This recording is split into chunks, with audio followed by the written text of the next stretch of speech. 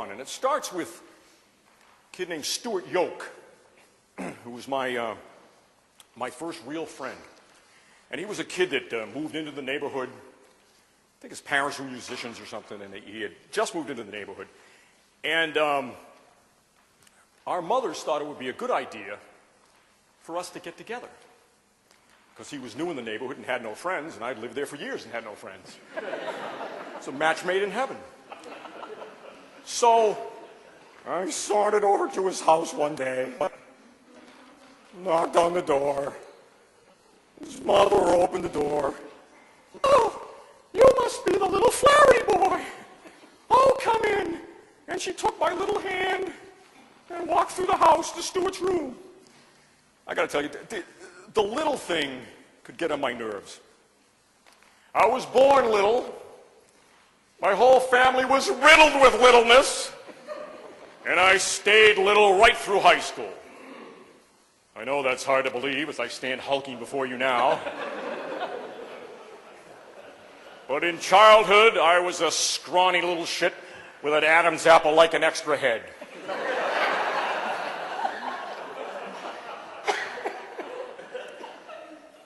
At any rate, I'm introduced to Stuart, and I go into his room.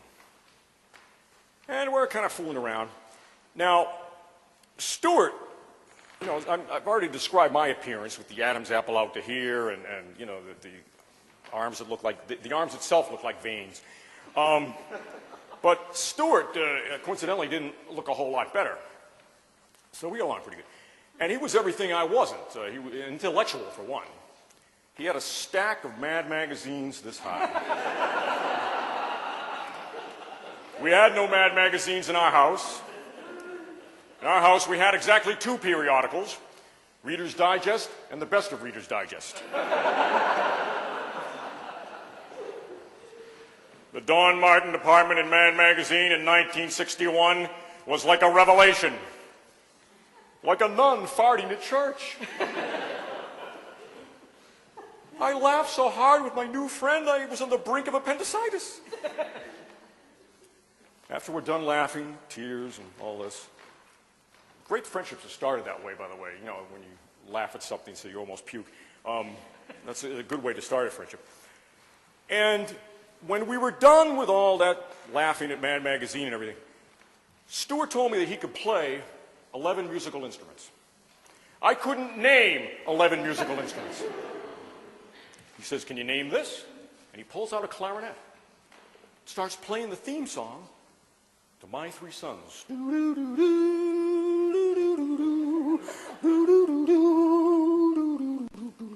threw in all those little flourishes, just like that, and he's tapping his foot on his bed, just like the foot on TV. I almost died. I almost died.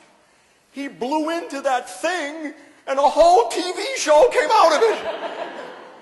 Unbelievable. I'd heard there were musicians in the world, but whoa, to see one close up like this. How did you do that? But he's already off in the next thing. He's playing the Virginia. Then he's off on Get Smart, and he's doing Bonanza. Right, segue right into the other. And he's doing The Man from U.N.C.L.E. Again, right into the other. And then he does the Patty Duke Show, which of course I sang along to. Kathy, who's lived most everywhere, from Zanzibar to Berkeley Square. Patty's only seen the sights of girls from Steve Brooklyn Heights. What a crazy pair. By the time he does the theme song to Major Mudd, I knew my life was transformed. I must have a clarinet, I declared as I walked into the kitchen door of my house. But my father was also home by that time, and he said, "Clarinets cost money." And I counted with everything I knew that if you joined the band, they would lease you the instrument for as little as $4.95 a month on a rent-to-own basis. And you got to march in parades and play at JV football games and march in parades. I was wearing my mother down with the marching in parade part. You could see it in her face. Here's her oldest son, who flunked out of altar boys, Cub Scouts, swimming lessons, sports, and most of the subjects at school, marching in parades. Suddenly, her heart started to swell. Hope lit up her face like the North Church. Something, finally, something for my son. I went for the clothes. And the lessons are only a drop in the bucket for the measly price of a carton of cigarettes. She says, let's just keep the cigarette part out of it. And she smiled at my father through a mushroom cloud of smoke. Just bring home the paperwork and we'll see. I had done it. I was bringing home the paperwork. The prize was mine. And I brought it home from school a week later like a newborn from the hospital. My little brother almost died laughing. What'd they give you, a kazoo? It did seem kind of small. Shut up, I said. Kind of small for what you'd expect from a clarinet. And I laid it on my bed, popped it open, and there it was. 5 sparkling pieces, enshrined snugly in a nest of red crushed velvet. My future music. I took out the pieces and assembled them as quickly as I could. I tightened the little reedy mouthpiece just like it said to do in the diagram inside the case. I found places for all my fingers and thumbs.